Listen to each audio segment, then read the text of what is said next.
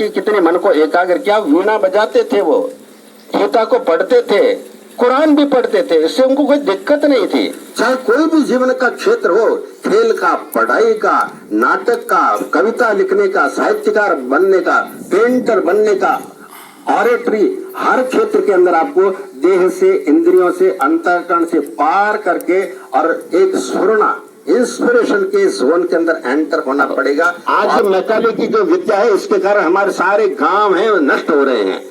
वो सारे बच्चे चाहते हैं कि हम भी जाकर के और टाई लगाएं और व्हाइट कॉलर जॉब करें, आईएएस ऑफिसर बने, आरएस बने, सीए बने, डॉक्टर बने। और गांव में हल कौन चलाएगा? क्या हल चलाने वाला है जो अन्नदाता है? क्या वो क्या गंवार है? क्या निवेदन करूंगा, किसी भी प्रकार का नशा हो, बेहतर तो होगा चाय पीना भी बंद कर दें। और साथ के अंदर ये जो गुटखा खाना और ये अन्य प्रकार के ड्रग्स, इसको लेना तो महान विनाशकारक है। वो ये भारतीय संस्कृति, इन धोरों के अंदर ऐसी ताकत है कि यहाँ पर मौका आने पर भतूलिया भी उठता है। भतूलिया जानते होंगे? Never think you are paid servant. क्या माँ अपने दूध की कीमत को आंकती है? क्या उसको बेचती है? क्या बड़े आदमी बनोगे तुम, एक ऐसी वायुसेना में जाके क्या कर ले, तुम बहुत बड़े वैज्ञानिक बनोगे, तुम और भी उससे आगे जाओगे। देख लेना, गीता को पढ़ते रहना, गीता को छोड़ना मत। और एपीजे अब्दुल कलाम ने गीता को पढ़ना शुरू कर दिया। और आप जानते हो मिसाइल मैन, कितने बड़े वैज्ञानिक, उनका नाम है मिसाइल मैन, और फिर भारत के राष्ट्रपति बने। आपको मालूम है उनका जीवन कितना तपस्या से भरा हुआ था? उन्होंने कितनी तपस्या की, कितने मन को एकाग्र किया। वीणा बजाते थे, वो गीता को पढ़ते थे, कुरान भी पढ़ते थे, इससे उनको कोई दिक्कत नहीं थी। भारत के प्रति कैसे उनकी भक्ति थी, उनके जीवन की घटना को आपको बताऊंगा और वो आपके लिए कितना उपयोगी होगा आपको पता लगेगा। एक बार एक मिसाइल को प्रोजेक्ट करना था, उसको भेजना था, दूर आकाश में भेजना था। सारी तैयारी, सैकड़ों वैज्ञानिक लगते हैं, ऐसे नहीं होता, वो प्रोजेक्ट बहुत बड़ा होता है, सैकड़ों वैज्ञानिक लगते हैं। और मिसाइल्स को प्रोजेक्ट करना और उसका बटन दबाना मात्र था। दूर सब लोग बैठे हुए थे और अचानक एपीजे अब्दुल कलाम कर, ठहर जाना, बटन को मत दबाना, मेरे अंदर कोई प्रेरणा हो रही है कि कुछ गड़बड़ होने वाली। और वो सीधे गए वहां पर जहां पर वो सिस्टम पूरा था और जाकर के देखा कि एक जगह पर मिस्टेक है, सर्किट के अंदर कोई गड़बड़ी है। और उसके रहते हुए यदि उस बटन को दबा देते, उसको प्रोजेक्ट कर देते तो महान विस्फोट हो जाता, सारा प्रोजेक्ट फेल हो जाता। वो अपनी जीवनी के अंदर लिखते हैं इस घटना को, विंग्स ऑफ फायर। वो लिखते हैं, मुझे पता नहीं किसने प्रेरणा दी कि मैं जाकर उसी जगह पहुंचा जहां पर कि वो फॉल्ट था, वो गलती थी, और मैंने उसको ठीक कर दिया। वो कहते हैं, it is the zone of intuition. Unless you enter the zone of intuition you can't be superb player. आप जब क्रिकेट खेल रहे हो, unless you transcend your body, your senses, your mind, you can't be superb player. चाहे कोई भी जीवन का क्षेत्र हो, खेल का, पढ़ाई का, नाटक का, कविता लिखने का, साहित्यकार बनने का, पेंटर बनने का, ऑरेटरी, हर क्षेत्र के अंदर आपको देह से, इंद्रियों से, अंतःकरण से पार करके और एक स्फुरना, इंस्पिरेशन के जोन के अंदर एंटर होना पड़ेगा। और वो ऐसे ही एंटर हुए थे। और ये परिणाम किसके परिणाम से? चरित्र अच्छा होना चाहिए, देश के प्रति भक्ति होनी चाहिए, कॉन्सेप्चुअल क्लैरिटी होनी चाहिए, इमोशनल प्योरिटी होनी चाहिए और डेक्स्ट्रिटी होनी चाहिए। रात दिन एक कर दो, ये बचपन लौट करके नहीं आएगा। आज से 40 साल बाद में आपसे आपकी जवानी आकर के पूछेगी, मैं तुम्हारे जीवन के अंदर आई थी, तुमने मेरा क्या किया? वो तरुणाई पूछेगी, वो यौवन आपसे पूछेगा, मैं तुम्हारे जीवन में आया था, तुमने मेरा क्या सदुपयोग किया या गुटखा खाते रहे? खेल परीक्षा में अच्छे नंबर ले आऊं? क्या एक्सेलेंस तुमने दिखाई? क्या इंद्रियों और मन को आपने साधा? क्या इंट्यूशन के जोन में आप गए? क्या आपने मृत्यु को ललकारा? क्या मृत्यु को जीतने का प्रयास किया? क्या देशभक्ति आपके हृदय में उमड़ करके आई? वो आपसे प्रश्न पूछेगा, आप क्या उत्तर देंगे? तो मैंने देखो कितना धन कमा लिया है, मैंने बिल्डिंग बना ली है, धन कमा लिया, मोटर आ गई, सब कुछ आ गया, पर आपके चित्त के अंदर एक उदासी भी आ गई। मेरे पास कितने रिटायर्ड व्यक्ति जाते हैं, कोई कलेक्टर होता है, कोई चीफ इंजीनियर होता है, कोई मेडिकल लाइन से निकला हुआ होता है, और आज पूछते what is the purpose of the life. बच्चों, मैं इंजीनियरिंग किया हुआ हूँ, मैं जोधपुर में इंजीनियरिंग कॉलेज में था, मैं तो मैकेनिकल ब्रांच में था, और हमारे रोवर स्काउटिंग के कारण मेरा संपर्क सिविल के कई प्रोफेसर से हुआ था और उस समय प्रोफेसर नरसिम्हाचारी दक्षिण भारत के थे, तिलक लगा करके आते थे, बड़े भक्त थे। उनसे इंटरेक्शन हुआ, मैंने उनसे पूछा सर आर यू फुलफिल्ड, क्या आप कृतकृत्य हैं, आपका जीवन तृप्त है? उस समय की बात आप सब 66 से पहले की बात मैं आपको बता रहा हूँ, 67 68 की बात होगी है। उनसे मैंने पूछा कि आर यू फुलफिल्ड? उन्होंने कहा नो, मैं फुलफिल नहीं हूँ। और अब तो मेरे संन्यास लेने के इतने वर्ष बीतने के बाद में कितने राजनेता, कितने धनपति श्रीमंत, कितने IAS ऑफिसर आते हैं, दे आर नॉट फुलफिल्ड। क्योंकि what is the purpose of creation, ये जीवन का तात्पर्य क्या है, जन्म से पहले मृत्यु के बाद में क्या होता है, ये हमको आज की पढ़ाई नहीं सिखाती है। उसको दूर करने के लिए सा विद्या या विमुक्ति आपको पूछना चाहिए। मैं कहता हूँ या विद्या सा विमुक्ति है, जो विद्या है वो आपको मुक्त करती है। ये कब होगा? जब आप गीता को अपनाएंगे, गीता के ज्ञान को अपनाएंगे, उपनिषद को अपनाएंगे, भारतीय संस्कृति को अपनाएंगे। आपने कबीर का नाम सुना होगा। कबीर जी क्या लिखते हैं कि राम मरे तो मैं मरूं और नहीं तो मरे बलाए, और अविनाशी की गोद में कोई मरो न मारो जाए। एक कपड़ा बनने वाला और गुरु से ज्ञान लेकर जो साधना की उन्होंने क्या MA PhD की थी क्या? उन्होंने क्या किसी यूनिवर्सिटी में जाकर के पढ़ाई की थी क्या? पर ज्ञान तो ऐसा था उनके पास में, या विद्या सासा विमुक्ति। चाहे कपड़े बुनने वाला हो, चाहे जूते गांठने वाला हो, चाहे वो चमार हो, चाहे वो घड़े बनाने वाला हो, चाहे खेत में काम करने वाला हो। आज जो मैकेनिक की जो विद्या है, इसके कारण हमारे सारे गांव हैं नष्ट हो रहे हैं।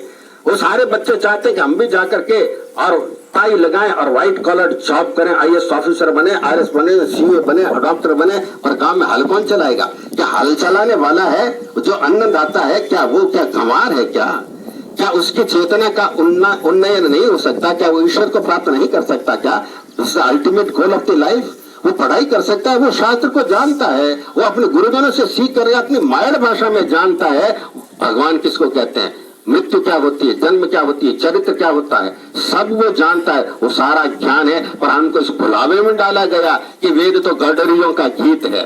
ये भुलावे में डाला गया। ये सारे मैकाले की करतूत थे और मुझे पूर्ण विश्वास है कि भारतीय निकेतन इस बात को पकड़ेगा।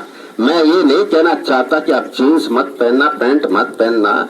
हिम्मत आप में होगी तो आप पैंट से पढ़ के डॉक्टर इंजीनियर बनते भी धोती पहन सकते हो, सफा पहन सकते हो, परंतु उसके लिए बहुत बड़ी हिम्मत चाहिए। और मैं कहता हूँ कोई बात नहीं, जीन्स पहन लेना, पर आपके जो खून के अंदर जो जीन्स प्रवाहित हो रहे हैं ना, उनको जब डिकोड करेंगे, विदेश के वैज्ञानिक करेंगे, भारत के वैज्ञानिक करेंगे, आपके जीन्स को डिकोड करेंगे, तब पता लगेगा इसके अंदर वेद के मंत्र गूंज रहे हैं। और मेरे सामने जो दीप जगमगा रहे हैं, मेरे सामने जो फूल हैं वो महक रहे हैं, इनसे जो प्रेरणा की तरंगें निकल रही हैं, उत्साह की तरंगें निकल रही हैं, उससे मेरे को पोषण मिलता है, ताकत मिलती है।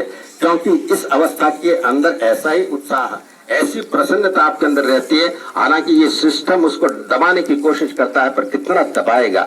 ये भारतीय संस्कृति, इन धोरों के अंदर ऐसी ताकत है कि यहाँ पर मौका आने पर भतूलिया भी उठता है। भतूलिया जानते होंगे? भतूलिया भी, जब ऐसी आसुरी शक्तियां आएंगी तो ऐसे भतूलिए उठेंगे और उठा करके उनको दूर फेंक देंगे। इसलिए इन धोरों के अंदर ऐसी ताकत, इस धरती में, लोक संस्कृति में, और इस भारतीय निकेतन के अंदर जो एक अनुष्ठान हो रहा है, ये शिक्षा का मंदिर है। ये एक अग्निहोत्र जैसा यहाँ पर प्रज्वलित है। यहाँ पर ज्ञान यज्ञ हो रहा है। आपके पवित्र अंतःकरण, कोमल अंतःकरण के अंदर आपको जो गुरुजन दे रहे हैं, नेवर थिंक कि दे आर पेड सर्वेंट। ये मैकाले का षड्यंत्र जिसने गुरु को पेड सर्वेंट बना दिया। इस संस्था को चलाने वालों से मैं नियम प्रार्थना करूंगा, अपने इन गुरुजनों को कभी पेड सर्वेंट मत समझना। और जो गुरुजन यहाँ पर पढ़ा रहे हैं उनसे निवेदन करूंगा, ये आपके पुण्य के कारण आपको यह इन बालकों को पढ़ाने का अवसर प्राप्त हो रहा है। Never think you are paid servant. क्या माँ अपने दूध की कीमत को आंकती है क्या उसको बेचती है क्या? हालांकि सैरोगेट मदर्स का भी कॉन्सेप्ट आ गया। इन बच्चों को बताने सैरोगेट मदर क्या होता है, सैरोगेसी क्या होती है, कोख की भी किराए पर देने लगे। और हमारे शिक्षा के क्षेत्र में जब परिवर्तन आएगा तभी ये संस्कृति बचेगी। यहाँ से निकला हुआ कोई राजनेता होगा, वो भी चरित्रवान होगा।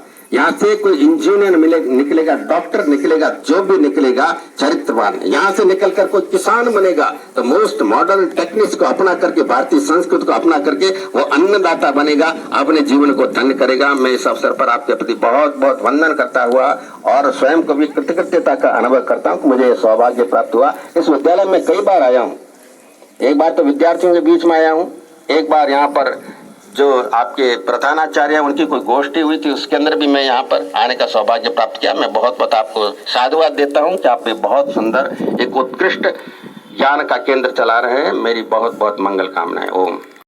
ड्रग एडिक्ट ये विदेशी लोगों का षड्यंत्र है कि इनकी जवानी को कैसे खत्म करें। बड़े शहरों से फैलती फैलती मोबाइल टीवी इसके द्वारा अब ये गाँव के अंदर भी आ रही है। और साथ के अंदर ये जो गुटखा खाना और ये अन्य प्रकार के ड्रग्स, इसको लेना तो महान विनाशकारक है। वो आपके सारे जीवन के आनंद को, शांति को, प्रतिभा को एकदम से कुंठित कर देगी। हमारे बीकानेर में भी एक बालक, हमारे एक शिविर में माउंट आबू में गया था, एक विद्यालय का बालक था, थोड़ा बड़ा हो गया तो मेरे पास में आकर कहता है कि गुरुजी मैं बिगड़ गया हूँ। मैंने कहा क्या हो गया? काफी अरसे बाद आया कि मैं बिगड़ गया हूँ। कि क्या हुआ? कि मैं आजकल हुक्का पीने लगा हूँ। मैंने कहा हुक्का पीने लगा है? क्या गुरुजी क्या बताओ, लड़कियां भी हुक्का पीने लगी हैं। मैंने कहा ये क्या होता है? कि अपना पंचशती सर्किल है ना बीकानेर में, कि वहां पर ऐसे होटल हैं, वहां पर ड्रग्स को रख देते हैं और पानी के अंदर से उसको आग जलाकर उसको जाए तो उसको शक करते हैं, वो एक मॉडर्न हुक्का है। तो लड़कियां भी हुक्का पीने लगी। ऐसे नशे के चक्कर में आप मत आना, मैं आपसे निवेदन करूंगा, इससे बहुत दूर रखना। और इन गुटके वाले जो लटका के रखे हुए हैं उनको भी कहा ये गुटके वुटके हटा यहाँ से, ठीक है ना। विरोध करना सीखो। बुराई हमारे समाज में फैल रही है, उसका आप विरोध नहीं करेंगे। इसलिए इस नशा को पूरे डूंगरगढ़ से हटा देना चाहिए, ऐसी कोशिश करना। न ये शराब रहे, न कोई अफीम रहे, न कोई गुटके रहे, न चरदा रहे, न बीड़ी, न सिगरेट। कम से कम आप अपने घर में तो ये प्रण करो। हमारे इस भारतीय निकेतन से एक भी बालक है वो इस प्रकार गुटके को नहीं लेगा। आपको मैं अपने बचपन की एक बात बता दूं, मुझे क्षमा करेंगे, प्राय लोग पीटी गाड़ियां सीख जाते हैं बचपन में, मोहल्ले में ऐसे वातावरण है। तो हम जब छोटी क्लास में थे, संभवतः ये 6ठी-7वीं की बात है, उस समय हमारे कुछ ग्रुप ने तय कर दिया, हम स्काउटिंग में जाते थे कि हम में से कोई भी अगर मुंह से अपशब्द निकल गया, गाली निकल गई, तो दूसरा को अधिकार दे कि मेरे थप्पड़ मार देना। और उस ग्रुप के अंदर इस अनुशासन का, मेरे मुंह से अपशब्द निकले, पीटी गाली निकले, मेरे थप्पड़ मार देना, ऐसा नियम बना लिया। तो धीरे धीरे उस ग्रुप के अंदर से एक भी बच्चा है उसके मुंह से अश्लील शब्द नहीं निकलता। ऐसा प्रण करो, विद्या की देवी प्रसन्न हो जाएगी। और हमारे ऐसे खूब मंडूक थे, उनका हम तो नहीं जाएंगे, पर उन्होंने कुछ बुलाया संस्कृत के विद्वानों को, पैसा दिया और अब वहां पर बालकों को संस्कृत पढ़ाई जा रही है। आप अपने मोबाइल से और यूट्यूब के अंदर खोल करके देख लेना, नासा क्या प्रिंट खोलेंगे, संस्कृत को खोलेंगे, तब आपको पता लग जाएगा ऐसे छोटे छोटे बालक और ऐसी संस्कृत के अंदर बोल रहे हैं। इसलिए मैं आपसे निवेदन करना चाहूंगा, अपनी संस्कृति के बारे में जानना। परिवर्तन होगा कोई बात नहीं, अंग्रेजी मस्त कर लेना, परंतु अपनी मातृभाषा, अपनी देव भाषा, राष्ट्र भाषा और अपनी वेशभूषा, अपने खेत, अपना थोरा, अपनी खेजड़ी। बीकानेर में कार्यक्रम में मुझे बुलाया था और मैंने कहा कि हमको खेजड़ी की तरह होना चाहिए। तो एक लड़के ने कहा खेजड़ी क्या होती है? अरे मैंने कहा मरवा दिया, तो तेरे को खेजड़ी मालूम नहीं है, तो यहाँ बीकानेर में रह रहा है, क्योंकि आपको तो मालूम है खेजड़ी किसको कहते हैं। कभी खेजड़ी से बात की आप लोगों ने? खेजड़ी से प्यार किया है क्या? खेजड़ी के पास में बैठ करके प्रार्थना की है कि तू गहराई में जाकर के, जो कितने गहराई में जाकर के भोजन को ले रही है, तुम्हारी जड़ें हैं, और तो ऊपर आकाश के अंदर उठ करके उन्मुक्तता का अनुभव कर रही है। मुझे भी इसका अनुभव करने दो। सीक्रेट लाइफ ऑफ प्लांट्स विदेश के द्वारा एक किताब आई हुई है, सीक्रेट लाइफ ऑफ प्लांट्स, पेड़ों का एक रहस्यमय जीवन। वो कहते हैं 1000 किलोमीटर पर एक पेड़ हो, आपस में बातचीत कर सकते हैं। आसपास में पेड़ है, आपस में ये बात कर रही है, चिड़िया, ये खिपड़, ये मुंह, और समझते सारे आपस में जुड़े, एवरीथिंग इंटरकनेक्टेड, इंटरडिपेंडेंट, सारे कॉस्मिक ऑर्डर का फॉलो कर रहे हैं मनुष्य के अलावा। कभी मनुष्य बनना अच्छा है या गधा बनना अच्छा है या शेर बनना अच्छा है? अगले जन्म में क्या बनना चाहोगे? पुरुष बनना चाहोगे, लड़की बनना चाहोगे? लड़की। जब एक ऑफिसर था, उसने कहा मैं अगले दिन स्त्री बनना चाहता हूँ। हमारी संस्कृति ने कहा पुरुष की अपेक्षा स्त्रियों का स्थान समाज में ऊंचा है, होना चाहिए, नहीं करोगे तो गलती होगी। पहला गुरु कौन? कब से शिक्षा देती है? जन्म से नहीं, जब से वो अनंत के पथ पर चलता हुआ जीव आता है उस माँ की कोख के अंदर, तब से वो शिक्षा देती है। मैं आपसे पूछता हूँ, मेरा टाइम हो रहा है, अभिमन्यु को चक्रव्यूह भेदने का ज्ञान कब मिला? माता की कोख में। कितने साल का था उस समय? मैंने ये प्रश्न पूछा कई स्कूलों के अंदर जहाँ छोटे छोटे बच्चे होते, बहुत छोटे छोटे बच्चे और बड़े बच्चे भी, तो मैंने पूछा कितने साल का था? तो कुछ बच्चे हाथ का था, छोटे बच्चे 5 साल का था, तो बड़े बच्चे हंसने लगते हैं। लोग 5 साल का, माँ के पेट में और 5 साल का। तो मैं बड़े बच्चों से पूछता हूँ, बताओ कितने महीने का था? कम से कम 5 महीने का। 5 महीने होते ही वो भ्रूण बढ़ करके वहां चित्त विकसित हो जाता है, वो सोचने लगता है, ग्रहण करने लगता है। तो इसलिए सुभद्रा ने पूछा अर्जुन से कि जब शत्रु चक्रव्यूह बना करके खड़ा हुआ हो, हाथी, घोड़े, रथ, पैदल मिल करके एक अद्भुत प्रकार से सजा देते हैं, अमुक प्रकार से उसका मूवमेंट होता है, जैसे एक टिड्डे के आकार में, एक सांड के आकार में, अनेक प्रकार से चक्रव्यूह बनता है। पर वो व्यूह बनता है, चक्रव्यूह में जब सेना खड़ी हुई है उसका भेदना बहुत कठिन होता है। सुभद्रा ने पूछा, उसको मालूम था उसके पेट में अर्जुन का तेज है और बड़ा हो रहा है, आगे जाकर के योद्धा बनेगा। अगर कोई जाटनी होती तो पूछती कि अमुक महीने में कौन से बीज बोते जाते हैं। अगर कोई ब्राह्मणी होती तो वेद मंत्रों के बारे में, यज्ञ के बारे में, पूजा पाठ के बारे में पूछती। अगर कोई वैश्य घर की वो स्त्री होती तो कुछ व्यापार के बारे में पूछती, कृषि गौरक्ष वाणी ने उसके बारे में पूछती। पर वो तो छत्रानी थी, इसलिए उसने पूछा कि योद्धा, युद्ध सेना जब चक्रव्यूह बनाकर खड़ी, उसका भेदन कैसे होता है? अर्जुन ने बोलना शुरू कर दिया और कैसे भेदन होता है सारी की सारी बात बता दी, और एकाग्र होकर के वो सुभद्रा सुन रही थी। और ऐसा ही वो था, उसका जो उसके गर्भ में जो बालक शिशु था वो भी एकाग्र, very intimately connected with the mother. आपको क्या मालूम है, आज के वैज्ञानिक परीक्षण के द्वारा सिद्ध हो गया, माँ जो भोजन पसंद करती है वो संस्कार बच्चे में चले जाती है। माँ जिस प्रकार संगीत को सुनेगी वो संस्कार बच्चे में चले जाए, वैसी रुचि उसके अंदर डेवलप हो जाए, वो संस्कार आ जाएंगे।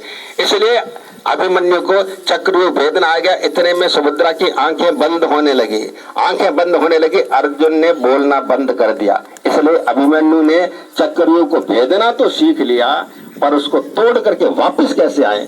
इसलिए जब अर्जुन को घुमा करके दूर ले गए, ऐसे चाल चली द्रोणाचार्य आदि ने कि एक हाराविल सेना को सामने रख दिया, धीरे धीरे पीछे हटती गई और अर्जुन उसे लेकर दूर चला गया। और मौका देख करके चक्रव्यूह में खड़ी करके सेना ने आगे बढ़े तो सारे युधिष्ठिर सारे घबरा गए, अब क्या करें, अर्जुन तो है नहीं, इसको कौन तोड़ना जानता है। तो एक युवक सामने आया, उसका नाम था अभिमन्यु, कि मैं इसको तोड़ डालूंगा, तोड़ के अंदर घुस जाऊंगा। भीम ने कहा डर मत, तेरे पीछे के पीछे हम अंदर घुस जाएंगे। पर उसने कहा मैं वापस आना नहीं जानता, कि डर मत, हम तेरे पीछे आ जाएंगे। पर ज्यों वो तोड़ करके अंदर घुसा, वापस ज्यों के चक्रव्यूह बंद हो गया और सारे छटपटाते रह गए और अंदर घेर करके और धर्म का उल्लंघन करके अभिमन्यु को मार दिया। मैं क्या कह रहा था, पहला गुरु कौन, पहला देवता कौन? रोज घर में जाकर के सुबह उठ करके माता पिता के चरणों में सिर लगा करके प्रणाम करना, ठीक है ना? ऐसा नहीं गोटा प्रणाम मत करना बाएं हाथ से, वो भी गोटा प्रणाम। Hello, hi hi mummy, I am going to the school, ऐसा करोगे? चरणों में सिर लगा के प्रणाम करोगे, ये भगवत गीता आपको सिखाएगी। आप एक तेजस्वी युवक बनेंगे। आपके शरीर के अंदर, इंद्रियों के अंदर, आपके मन के अंदर ऐसी स्फूर्ति आएगी, ऐसी प्रेरणा आएगी कि आपका यौवन है वो जगमगाने लगेगा, धड़कने लगेगा। इसलिए हम लोगों ने गीता ज्ञान परीक्षा प्रारंभ की। मैं आपसे निवेदन करूंगा कि टेक इट सीरियसली। कुछ समझ में नहीं आए कोई बात नहीं, कैसे परीक्षा दी जाएगी आपको आपके गुरुजन बताएंगे, आपको प्रपत्र वितरित कर दिए जाएंगे। ये किसी व्यक्ति से जोड़ने के लिए परीक्षा नहीं है, किसी संस्था से जोड़ने के लिए परीक्षा नहीं है। आप गीता को अपनाएंगे तो आप संस्कृति से जुड़ेंगे, ईश्वर से जुड़ेंगे, अपनी आत्मा से जुड़ेंगे, आपके जीवन के अंदर ऑल राउंड डेवलपमेंट होगा।